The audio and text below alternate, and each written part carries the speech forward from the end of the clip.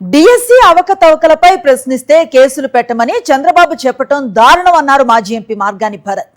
ఇది ప్రజాస్వామ్య దేశం, ఉత్తర కొరియా పరిపాలన కాదన్నారు.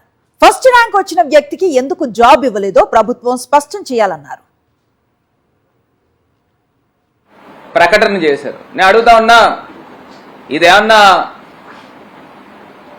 ప్రజాస్వామ్యం అనుకుంటున్నారా, లేకపోతే ఏదన్నా నియంత పాలన అనుకుంటున్నారా? ఏదో నార్త్ కొరియా అధ్యక్షుడిలాగా కిమ్ జాంగ్ యుంగ్ లాగా అనుకుంటున్నారా? అంటే ఏంటండి, నాకు అర్థం కాలేదు. డిఎస్సి పరీక్షల్లో మొదటి ర్యాంక్ వచ్చిన వ్యక్తికి రిక్రూట్మెంట్ తీసుకోలేని దానికి అసలు మీరు ఇచ్చే కారణాలు ఏంటి? ఫస్ట్ ర్యాంక్ వచ్చిన వాడికి ఎవరికైనా ఉద్యోగం ఇవ్వకుండా ఉంటారండి? అసలు ప్రపంచ చరిత్రలో ఎక్కడైనా ఉందా? అసలు ఇంత అన్యాయంగా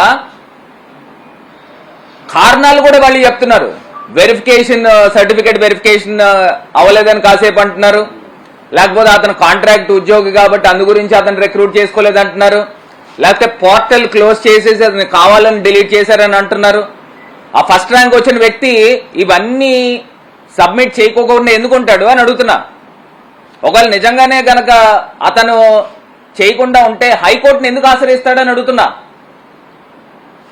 ఇవాళ డిఎస్సి పరీక్షలు మొత్తం అంతా కూడా మేము పూర్తి స్థాయిగా సిట్టింగ్ జడ్జితో సిబిఐ ఎంక్వైరీ కానీ ఈ రెండాటిల్లో చేస్తే నిజ నిజాలు ఏంటనేది బయటకు వస్తాయి.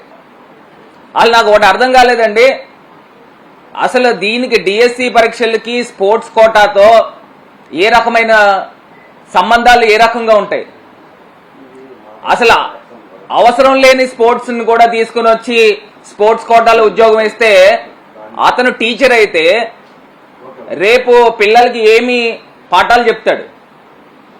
ఇదంతా కూడా ఒక టాలెంట్ బేస్డ్ మీద జరగాలి కదా.